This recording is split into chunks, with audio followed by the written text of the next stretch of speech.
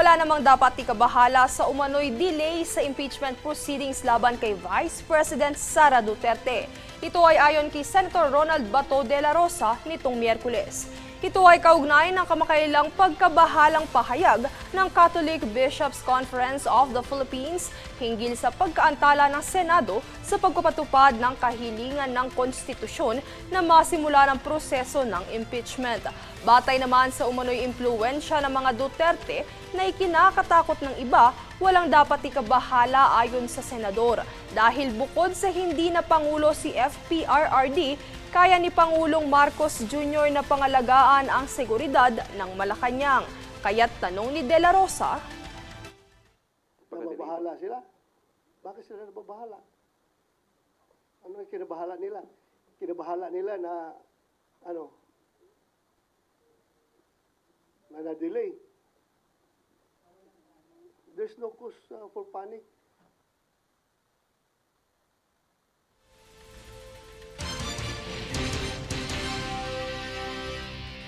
Samantala, kinumpirma rin ni Senator Ronald Bato de la Rosa sa isang media briefing sa Senado kamakailan na nakapag-commit na ito upang suportahan si Senate President Francis Escudero na mapanatili ang posisyon sa 20th Congress. Samantala, di naman tiyak ng senador kung lumagda na rin ang kapwa Duterte Block nito o ang grupo nilang Duterte 7 na binubuo nila Senator Christopher Bongo, Robin Hood Padilla, incoming Senator Rodante Marcoleta, Senator Amy Marcos at ang mag-inang Villar na sina Camille at Cynthia.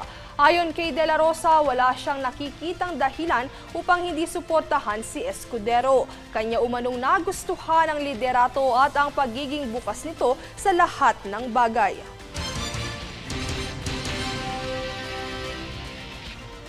Samantala, muling inihay ni Senator Bongo bilang isa sa kanyang priority bill sa 20th Congress ang Magna Carta for Barangays na 2 dekada nang ipinaglalaban ng mga senador upang maisabatas.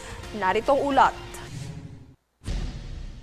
Ilang linggo bago mapalitan ng Kongreso sa July 28 ay patuloy ang pagsusumite ng mga senador ng kanilang priority bills. Isa ang Magna Carta for Barangays Act sa mga priority bill na inihain ni Senator Christopher Bongo at Senator Juan Miguel Zubiri para sa ika-20 Kongreso. Ang naturang panukala ay siya nang inihain sa 19th Congress ng 2 senador, gayon din ni Education Secretary at Senator Sonny Angara. Sa bersyon na isinumite ni Senator Go, ilang tax provisions na kanilang tinanggal lamang ang nabago sa naturang bill batay sa tanggapan ng senador. Napapaloob sa panukala na tanging mga nahalal na opisyal, treasurer, secretary at tanod lamang ang makikinabang sa panukalang batas. Ayon sa Barangay Tayo host na si Kagawad Butch Serrano, kanilang isasangguni sa tanggapan ng senador na amyendahan ng probisyon at isama ang lahat ng empleyado ng barangay sa benepisyaryo ng panukala. Samantala, hindi na bago ang panukala sa Senado dahil 2 dekada na itong nilalaban upang maisabatas. Kaya't hangad ngayon ng mga opisyal ng barangay na ipasa na ito sa 20th Congress. Princess Castro nag-uulat para sa Golden Nation Network.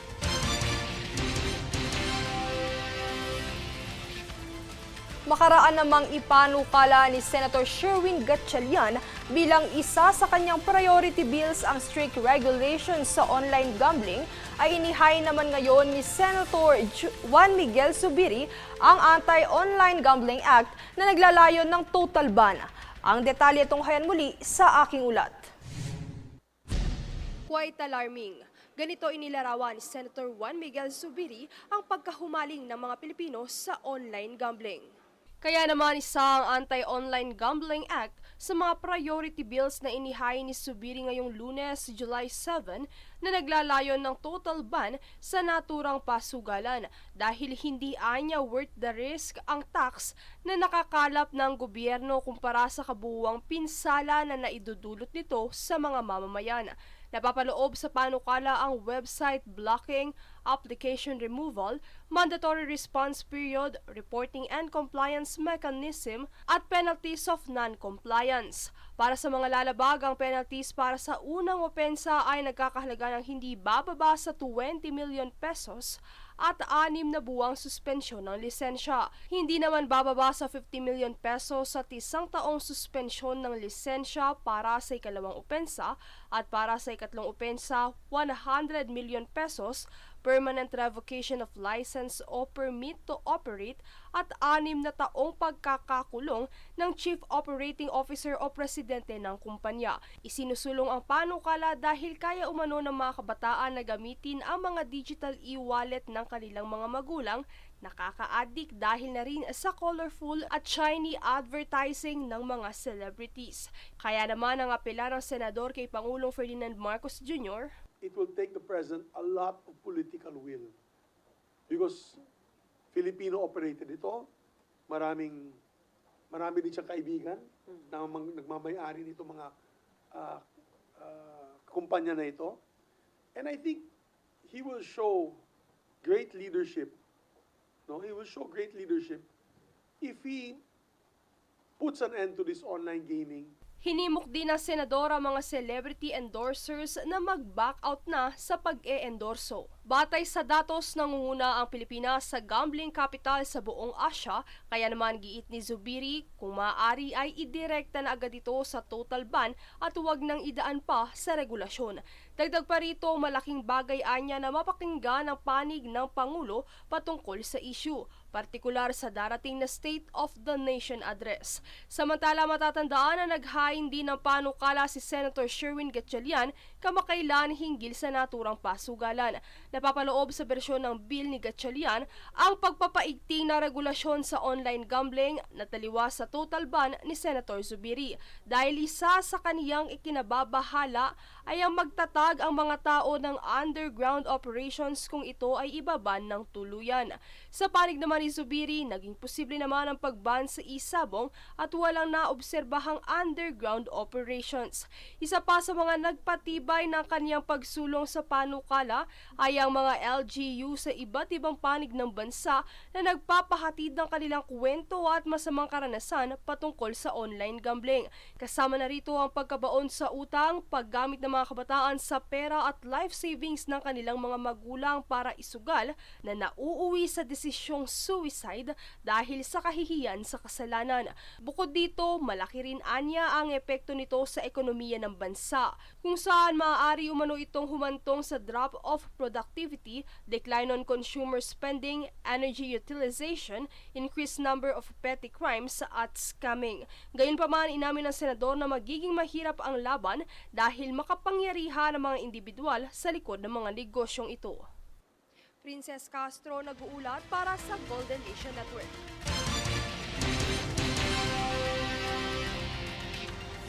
Sa ibang balita, sa pag-issue ng tariff letters ni US President Donald Trump nitong Miyerkules, isa ang Pilipinas sa mga trade country na kabilang sa mga tinaasan ng taripa. Mula sa dating 17%, itinaas niya ito sa 20% na epektibo simula August 1. Samantala, ang iba pang 7 bansa na kabilang sa pagbabagong ito ay ang Algeria, Brunei, Iraq, Libya, Moldova, Sri Lanka at Brazil.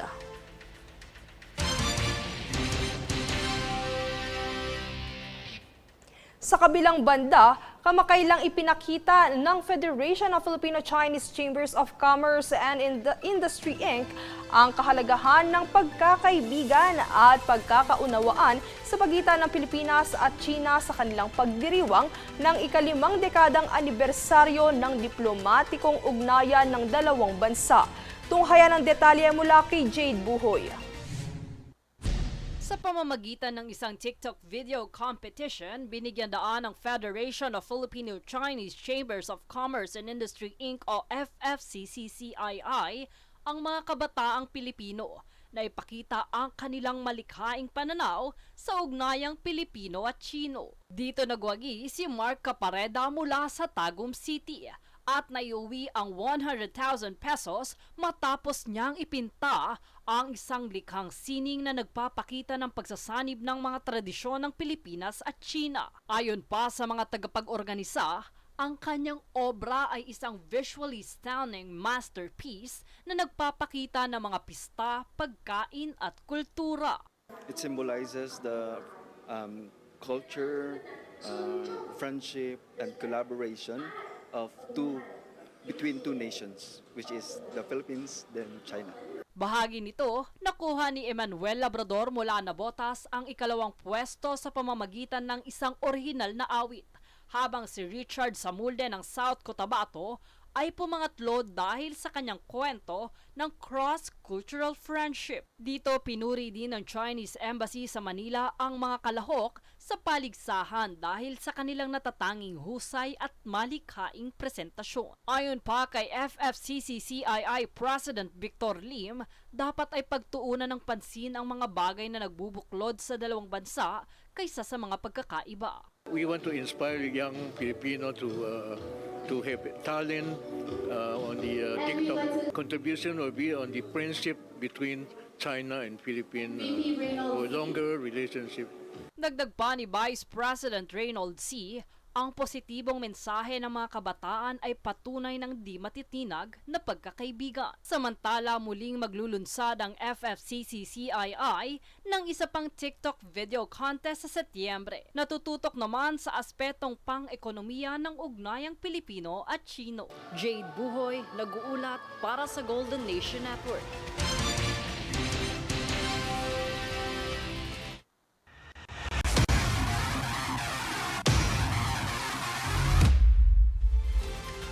Dreams do really come true. Ito ang paulit-ulit na pinatunayan ng Olympian pole vaulter na si EJ Obiena makaraang i-anunsyo nitong Lunes na gaganapin sa September 20 to 21 ang isang world-class street vaulting competition sa Makati.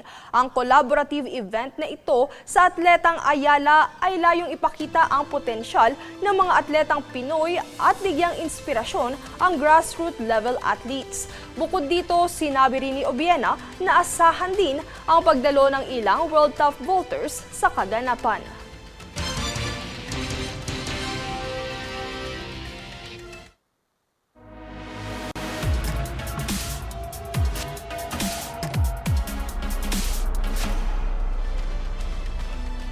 Inanunsyo na ng Metro Manila Film Festival ang unang 4 na kalahok para sa 51st edition ng festival ngayong taon. Kung ano at sino-sino ang mga gaganap, alamin sa aking ulat.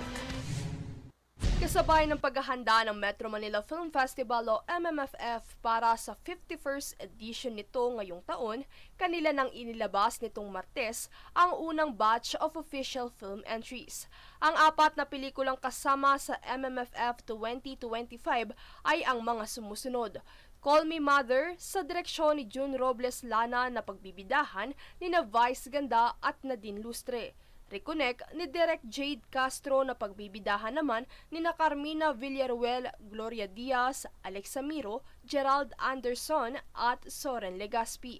Ang dalawa pang pasok sa unang batch ng entries ay ang Manila's Finest sa direksyon ni Ray Red na pagbibidahan ni Piolo Pascual at Shake, Rattle and Roll Evilo Origins sa direksyon ni Shugo Praico, Joey De Guzman at Ian Loreños. Pagbibidahan naman ito ng mga veterano at veteranang aktres na sina Marilyn Reynes, Janice De Belen, Carla Abellana, Kyla Estrada, Richard Gutierrez at PBB stars na sina Fiang Smith, Loisa Andalio, Ashley Ortega, Seth Fedelin, JM Ibarra, Dustin Yu, Ryan Bang at Ivana Alawi. Para sa edisyon ng MMFF ngayong taon, 23 film entries ang kabuwang nagsumite para sa pag-asang makasama sa taunang festival. Ang film entries ay pinili batay sa isinumiteng script kung saan kumakatawan sa iba't ibang genre na nagpapakita ng pagkamalikhain at versatility ng mga Filipino filmmakers. Napili naman ang lungsod ng Makati upang maging host city ng festival kung saan ipinabatid ni Makati City Mayor Nancy Binay ang kanyang suporta sa gaganaping Parade of Stars, gayon din sa lahat ng mga pelikulang kalahok sa kaganapan. Samantala, ang natitirang 4 na entry ay pipiliin mula sa submission ng finished film sa September 15 deadline. Sumatotal 8 entries ng MMFF 2025 ang mapapanood sa mga sinihan sa buong bansa simula sa December 25, araw ng Pasko. Princess Castro, nag-uulat para sa Golden Nation Network.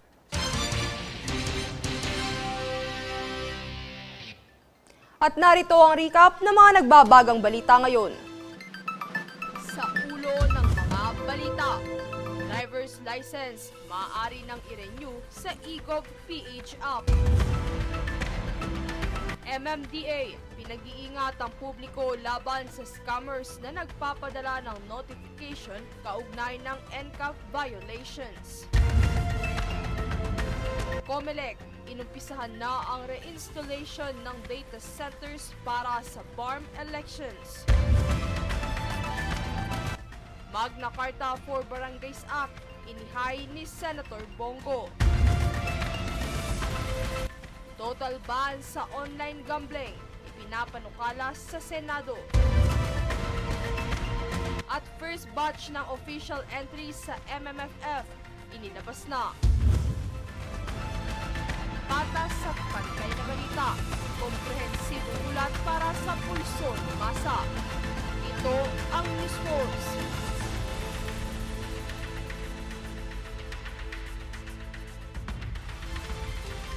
Yan ang pinakamainit na mga balita ngayong araw. Manatiling nakatutok sa aming mga ulat at updates sa aming Facebook page, facebook.com/Golden Nation Network, at mag-subscribe sa aming YouTube account, youtube.com/@Golden Nation Network. Ako si Princess Castro at ito ang News Force.